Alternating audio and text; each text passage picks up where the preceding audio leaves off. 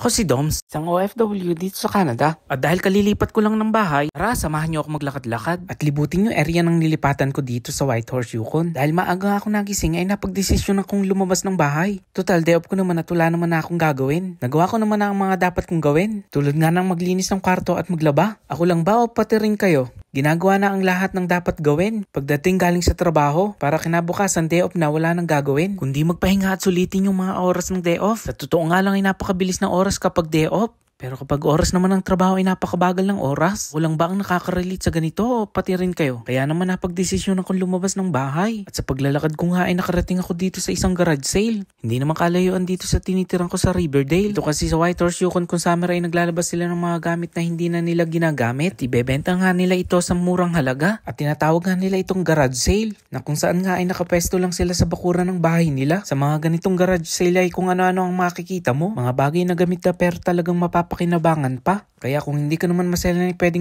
kang bumili sa mga ganito, sigurado namang mapapakinabangan mo pa yung mabibili mo. At ibinebenta nga lang nila sa murang halaga. Makakabil ka nga ng mga bagay dito mula $1 pataas. Maya-maya pa nga ay umalis na ako sa garage sale. Wala man ako nabili ay nag-enjoy naman ako sa pagtingin ng mga binebenta nila. Habang naglalakad nga ako ay napagtanto ko na napakaganda ng panahon. Dito naman kasi sa Whitehorse, Yukon ay kahit summer ay napakalamig ng panahon. Masarap din naman kasi maglakad-lakad kung ganito ang makikita mo. Mamamangha ka talaga sa sobrang ganda. Ma-share ko nga lang sa inyo kung summer dito sa Whitehorse, Yukon ay napakahaba ng araw at kung winter naman ay napakahaba ng gabi. At ang Yukon nga ang isa sa pinakamalamig na lugar dito sa Canada. At sa paglalakad ko pa nga ay nakarating naman ako dito. Alam nyo ba dito sa Whitehorse, Yukon kung summer ay nagpapamigay din sila ng mga free items. Mga bagay din nila sa loob ng bahay na hindi na nila ginagamit. Tulad nga ng mga damit at kung ano-ano pa. Kaya kung mapapadaan ka sa mga ganitong free items ay pwede kang kumuha kahit anong magustuhan mo. At talagang nagbabawa sila ng mga gamit nila sa loob ng bahay. Yung iba naman ay ginagarage sila at yung iba ay binibigay for free. So paano hanggang dito na lang at maraming salamat sa inyo. Paalam!